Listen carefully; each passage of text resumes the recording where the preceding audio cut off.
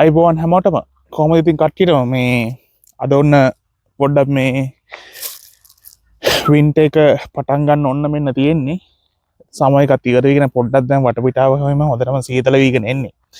ඉතින් මේ සීතල වෙන අතරේ පොඩි දෙයක් පොඩි වීඩියෝ එකක් කරන්න හිතුණා. මේ මෙහි ආපුවම අනිවාර්යයෙන්ම දැනගන්න ඕන ස්ලැන්ග්ස් වර්ග කීපයක් තියෙනවා. ඉතින් මේ මම ඇවිල්ලා මොන දුන්න ප්‍රශ්නයක් තමයි යෝක. ඉතින් මට මේ වීඩියෝ එකේදී ගොඩක් ස්ලැන්ග්ස් වර්ග ගේන්න හම්බෙන්නේ නැහැ ඔයාලට. මේ වීඩියෝ එකේ මට ගේන්න පුළුවන් වෙන්නේ උපරිම ඕනනම් ස්ලැන්ග්ස් වර්ග 10ක් විතර. ඒ වගේ ප්‍රමාණයක් තමයි ගේන්න වෙන්නේ. ඉතින් මං හිතුවා උපරිම භාවිතා වෙන ස්ලැන්ග්ස් වර්ග 10ක් මේ වීඩියෝ එකකින් අරන් එන්න. ඉතින් මේ අපි බලමු එහෙනම් ඉක්මනට වීඩියෝ එකට යමු.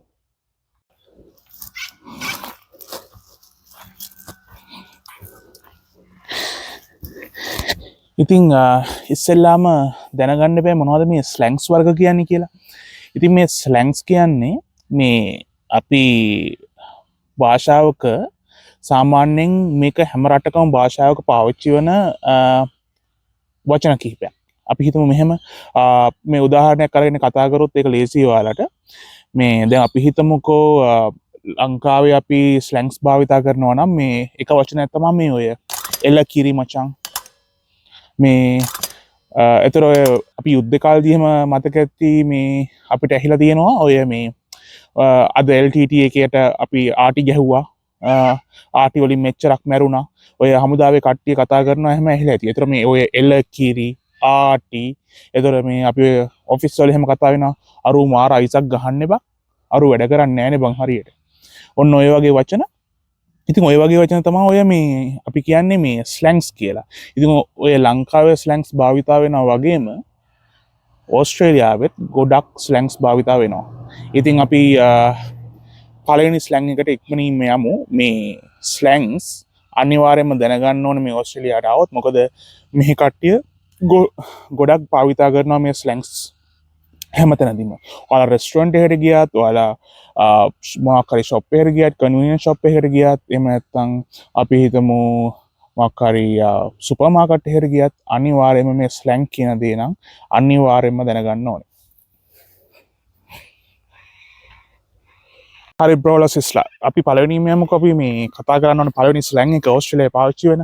මේක නම් හැමතැනදීම ඔයාලට දකින්න පුළුවන් වෙන ස්ලැන්ග් එකක්. මේක මං හිතන්නේ ඔයාලට කොහෙදිවත් අහන්න දකින්න බැරි වෙන ස්ලැන්ග් එකක් කියලා.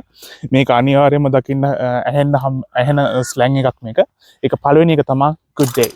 good day කියන ස්ලැන්ග් එක අපි මේක භාවිතා කරනවා මේ කවුරු හරි ඔයාලා මොනට මොන හම්බුනොත් hi කියන්න, hello කියන්න.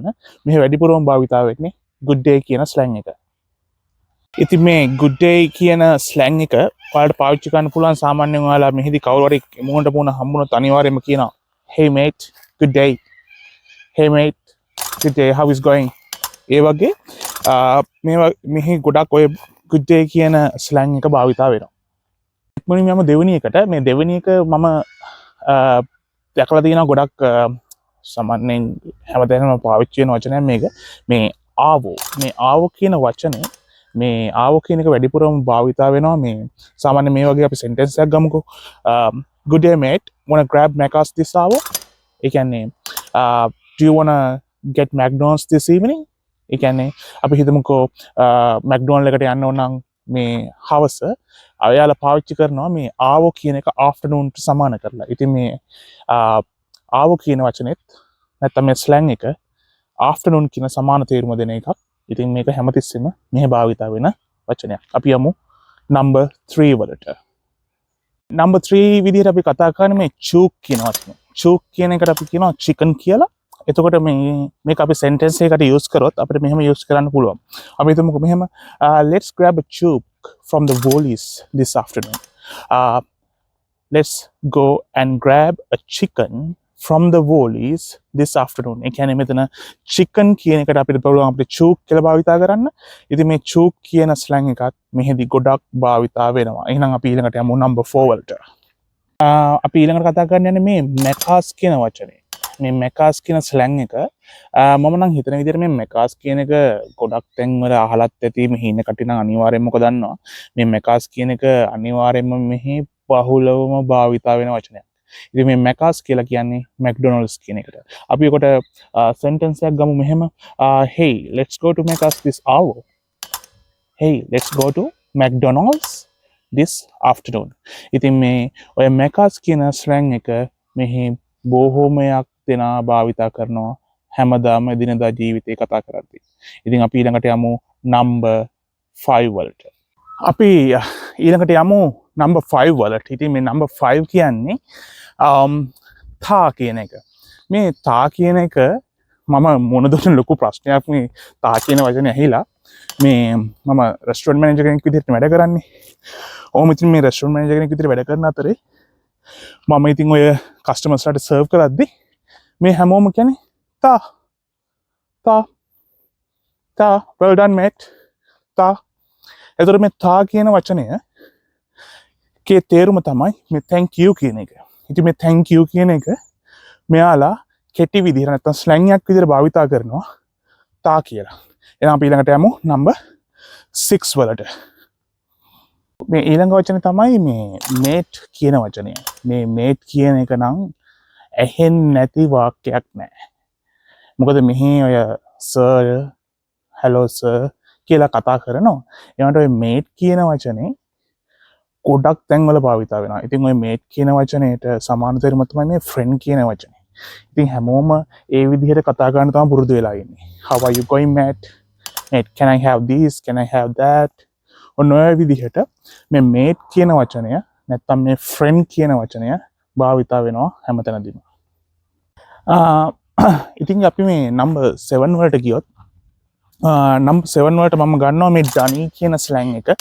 මේ ඩනී කියන ස්ලැං එක සාමාන්‍යයෙන් මේ පාට අපි භාවිතා කරන්න පුළුවන් මේ ටොයිලට් කියන එකට සමාන කරලා. එතකොට අපි හිතමුකෝ මෙහෙම where's the dunny mate? Where can I find the dunny? එතකොට මේ dunny කියන වචනයට සමාන වචනයක් තමයි ටොයිලට් කියන එක. මේකත් මම මේ මුණ දුන්න ලොකු ප්‍රශ්නයක්. මේ පළක් කට්ටිය ඇවිල්ලා අහනවා මේ where is the washroom කියන එකට වඩා මෙයාලා ගොඩක් පාවිච්චි කරන්නේ මේ dunny කියන වචනේ. ඉතින් මේ dunny කියන එක පාවිච්චි කරොත් දැන් හැමෝම දන්නවා මේක තේරුම මොකද්ද? ටොයිලට් කියන එක. ඉතින් මේ වගේ ස්ලැන්ග්ස් හැම තැනම වගේ මෙහි භාවිතා වෙනවා. එහෙනම් අපි ඊළඟට යමු number 8 වලට. හරි number 8 වලට අපි ගන්නේ මේ no dramas. no dramas කියන වචනේ. නැත්නම් ස්ලැං එක. මේ no dramas කියන එකට ස්ලැං එකට සාමාන්‍ය මෙහි මිනිස්සු ස්ට්‍රෙස් එකට වැඩිය කැමති නැති මිනිස්සු සෙට් එකක් ඉන්නේ. හැම තිස්සෙම ඔය වචනේ පාවිච්චි කරන ඔය ස්ලැං එක පාවිච්චි කරනවා මේ no dramas කියන ස්ලැං එක. මොකද මේ මිනිස්සු උදාහරණයක් විදිහට මෙහෙම ගමුකෝ අපි වාක්‍යයක් අපි කරන ගුවොත් මෙහෙම I will help you with that mate. No dramas. කියන්නේ මම ඔයාලට උදව් කරන්නම් කිසි ප්‍රශ්නයක් නැහැ. ඉතින් මේ no dramas කියන්නේ no worries කියන එකකට සමාන වචනයක්. ඒ කියන්නේ කිසි ප්‍රශ්නයක් නැහැ. එහෙම නැත්නම් no problem කියන සමාන තේරුම දෙන වචනයක් තමයි මේ no dramas කියලා කියන්නේ. මේක හැමතිස්සෙම වගේ පාවිච්චි වෙනවා. මොකද මෙයාලා මේ අර ඒ කතා කරන විදිහෙන්වත් තේරෙනවා මෙයාලා මේ stress free ඉන්න කැමති ජන කොට්ටාසයක් කියලා. එහෙනම් අපි ඊළඟට යමු number 9 වලට. අපි number 9 වලට යද්දී අපි මේ number 9 වලට භාවිතා වෙන වචනේ තමයි මේ grouse කියන වචනේ. මේ grouse කියන්නේ this weather is grouse. එහෙම නැත්නම් awesome කියන තේරුම. awesome කියන තේරුම නැත්නම් good කියන තේරුම මේ grouse කියන වචනෙන් භාවිතා කරනවා. මේ slang එකෙන් භාවිතා වෙනවා. ඉතින් මේ grouse කියන වචනේ හැමතිස්සෙම වගේ භාවිතා වෙනවා මේ. මොකද මෙහි මිනිස්සුන්ට ගොඩක් මේ සීතල අධිකයි, රස්නේ අධිකයි ලංකාවේ මිනිස්සු වගේ නෙමෙයි ඉන්නේ. ඉතින් පෙරත් දවස් වලට සෙල්සියස් අංශක 40ට වගේ නැගලා weather එක, කියන්නේ temperature එක සෙල්සියස් අංශක 40ට වගේ ගිහිල්ලා ඊළඟ දවසේ සෙල්සියස් අංශක 25 විතර බහින දවසුත් තියෙනවා. ඉතින් මෙහි මිනිස්සු පොඩ්ඩක් sun එක පොඩ්ඩක් එළියට ඇවිල්ලා නැත්නම් ඉර ඇවිල්ලා ඉරාව වැටලා මෙන්න මේ වගේ තියෙන weather එකක් දැක්කම මිනිස්සු කියනවා the weather is grouse bro. ඒ කියන්නේ grouse කියන්නේ awesome කියන වචනෙට සමාන තේරුමක් දෙන සටහන් එකක් තමයි මේ grouse කියන්නේ.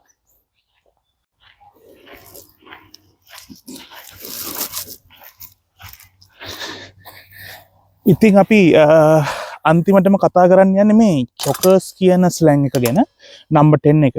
ඉතින් මේ චොකර්ස් කියන එක අපි සමාන තේරුමක් දෙනවා මේ fully crowded නැත්තම්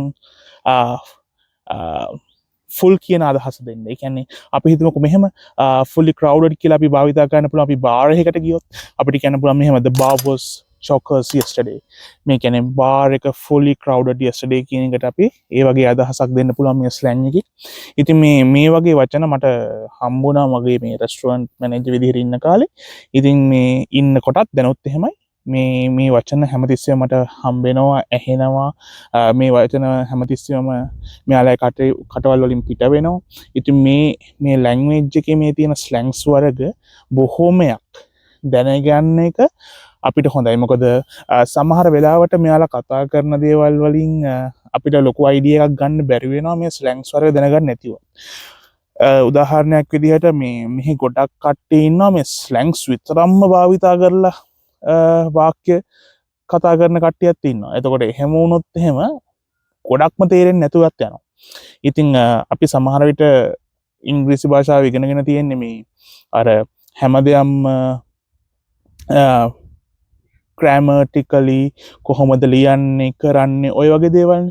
ඉතින් කවුරුත් අපි හිතාගෙන නැහැනේ මේ වගේ වචන භාවිතා වෙනවා මේ රටකට ගියහම කියලා. ඉතින් අර ලංකාවේ අපි ඉස්සෙල්ලා කතා කරා වගේ අර එල්ල කිරි ඔය වගේ වචන වගේම මෙහෙත් භාවිතා වෙනවා මේ ස්ලැන්ග්ස්.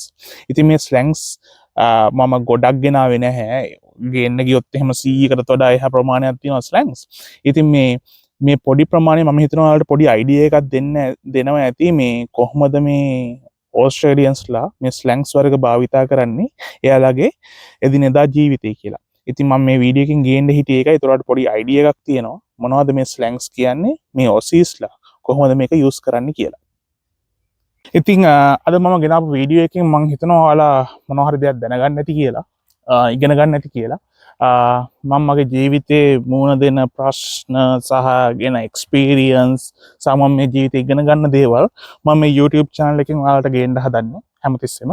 ඉතින් ඔයාලා හිතනවා නම් channel එකෙන් ඔයාලට දෙයක් වෙනවා, මොනවා හරි දෙයක් යූස්ෆුල් දෙයක් වෙනවා. මොකද කරන්න තියෙන්නේ? ඉතින් හැමෝම දන්නවනේ. කියලා subscribe button එක ඔබන්න තියෙන්නේ bell icon එකත් click කරලා තියාගන්න. එතකොට මම වීඩියෝ එකක් දාපු ගමන් ඔයාලට ඒකේ notifications එනවා. ඉතින් මම හිතනවා ඔයාලා මොනවා හරි දෙයක් මේකෙන් ඉගෙන ගන්න ඇති. අපි ඊළඟට හම්බෙමු තවත් වීඩියෝ එකකින් ඉක්මනින්ම. එහෙනම් හැමෝටම ජය වේවා.